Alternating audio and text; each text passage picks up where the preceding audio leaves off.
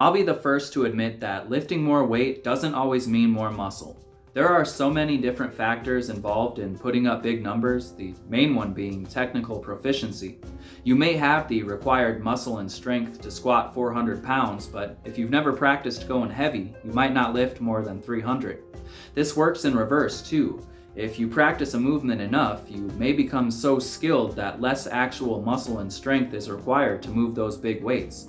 With these ideas in mind, you might also say that in a purely bodybuilding context, the technically proficient lifter may be at a disadvantage because he's learned to involve more overall muscle when doing an exercise. A squat may shift from being mainly a lower body exercise to something that hits the back and legs evenly, and many believe bodybuilding is about muscle isolation. This bodybuilding mindset is one way of looking at things, and in theory, it makes a lot of sense, but it hasn't been my experience. I spent a lot of time trying to get bigger by focusing entirely on muscle, and while it did work, when I started thinking in terms of movement instead, the gains in muscle actually came much faster. I think the biggest problem with training for movement rather than for specific muscle groups is short-sighted thinking. A beginner who's told, just get stronger at the heavy compounds, won't have the required experience to realize that the best way to get better at those heavy compounds actually involves a lot of muscle-specific work. After hearing, just get stronger, the beginner will most likely go off and train those heavy compounds exclusively and neglect isolation altogether. The beginner had no knowledge of weak points or the body's natural tendency to overcome those weak points by compensating with other stronger parts of the body.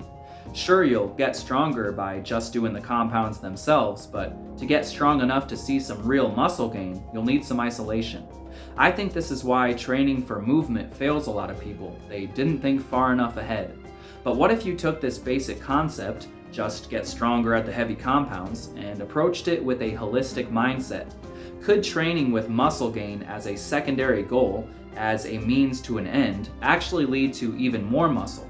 In many circumstances, my own included, I think the answer is a resounding yes. To show you how this would work, I'd like to use Brian Aldrew as an example. When asked the best way to build huge legs, Brian's response was, do whatever you need to get your squat to 500, and from there increase the reps.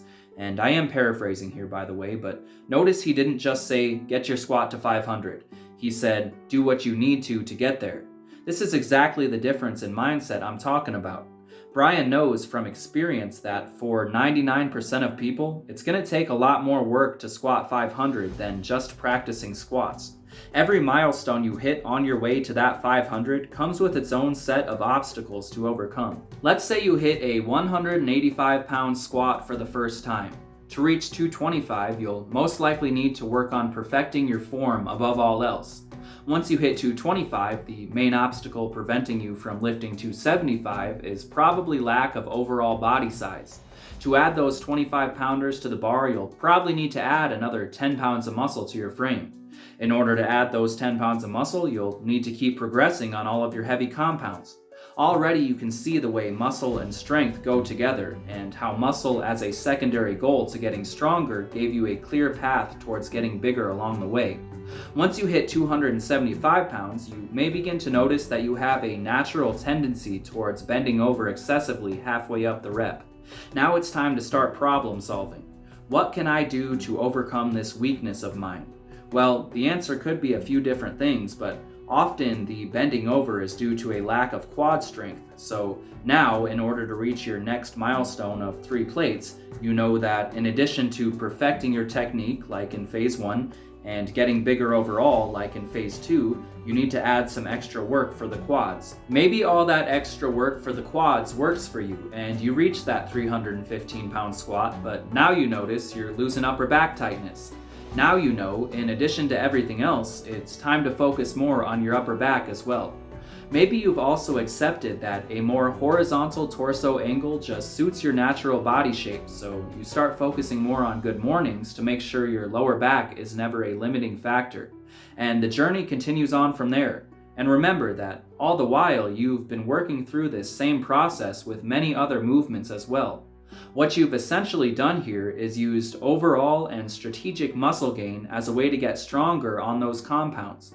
In my opinion, this is the most logical and straightforward way to get bigger. My own personal experience has been much like this.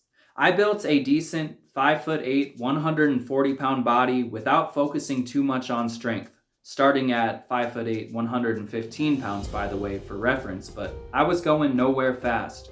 It took me many years to get to that point, too. Eventually I said, screw it, I don't care about looks anymore. Short of letting myself get too overly fat, I'm just gonna do what it takes to get stronger. I stopped worrying about muscle as anything other than a stepping stone leading to strength. And what do you know? After a year and a half bulking slowly, focusing on strength, and a 2-month cut at the end, I had added 15 pounds of pure lean muscle.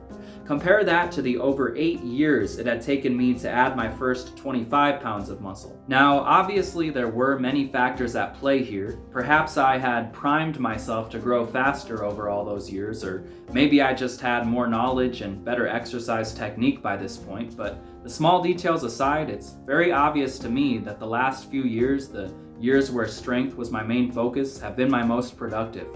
And one last thing, while it should go without saying, this doesn't only apply to lifting weights. You can use this same mindset for anything. Let's say you train calisthenics. Well, the journey to a full planche or front lever is much like that journey to a 500-pound squat. Maybe you reach a tuck front lever, but you can't straighten out your back no matter how hard you try. Well, now it might be time to build up your weak points. Calisthenics athletes often have a weak lower back in comparison to the rest of their body, for example, so try strengthening that for a while. In this scenario, rather than saying the best way to get bigger is by doing what it takes to get stronger on the heavy compound movements, you might say the best way to get bigger is by doing what it takes to master the advanced calisthenics skills. At the end of the day, I think most of us are bodybuilders at heart, but sometimes the best thing you can do to improve your main goal is to focus on something else for a while, and strength may be just the thing. So I hope you liked the video, and until next time, thanks for watching.